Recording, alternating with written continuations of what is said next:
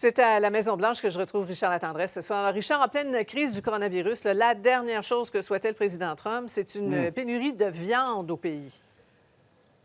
Et tout à fait, Sophie. Et du coup, là, il prend les grands moyens, décret exécutif, décret présidentiel, pour forcer les grands producteurs de viande, les abattoirs ici, à rester ouverts. Parce on a été confronté, là, on parle de volailles, de bœuf, de porc, à une pénurie dans la mesure où, à cause de la contamination des employés, on a observé qu'un abattoir après l'autre se mettait à fermer dans le Midwest américain. C'est d'autant plus inquiétant, vous avez parfaitement raison, qu'on sent que les Américains ont les nerfs à vif et la simple possibilité qu'on puisse être en manque, ça crée une crise. Ce d'autant plus que, économiquement, ça ne va pas très, très bien. On s'attend à des statistiques épouvantables pour ce qui est du chômage.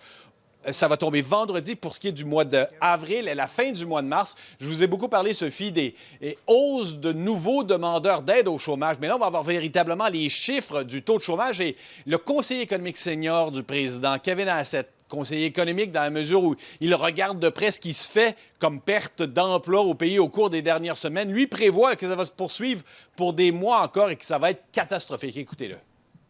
I think by June, I think that we're looking at numbers between 16 and 20%.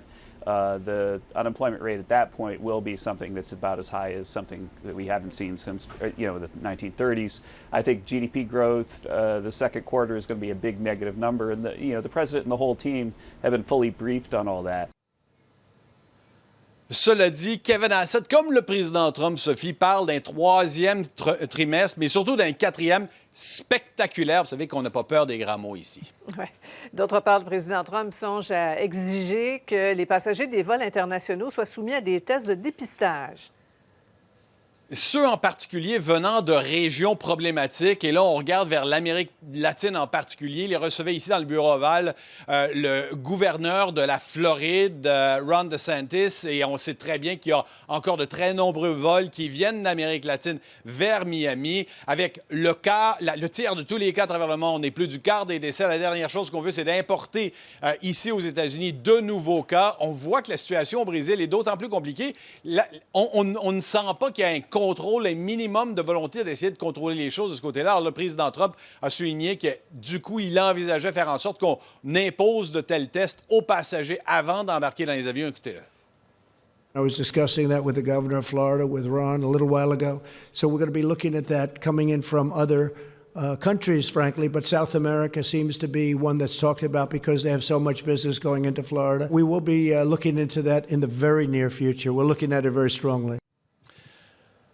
Juste vous dire en terminant, Sophie, que Ron DeSantis, le gouverneur de la Floride, a confirmé que demain, il allait annoncer son plan de réouverture de l'État. C'est intéressant de l'entendre. Ça nous intéresse toujours ce qui se passe en Floride, n'est-ce pas? Et de ce côté-là, il indiquait, nous, nos problèmes se retrouvent dans 3 comtés, dans le sud, Palm Beach, Broward et Miami-Dade. Et du coup, c'est là qu'on devrait concentrer notre attention. Dans tout le reste de l'État, les choses se passent bien.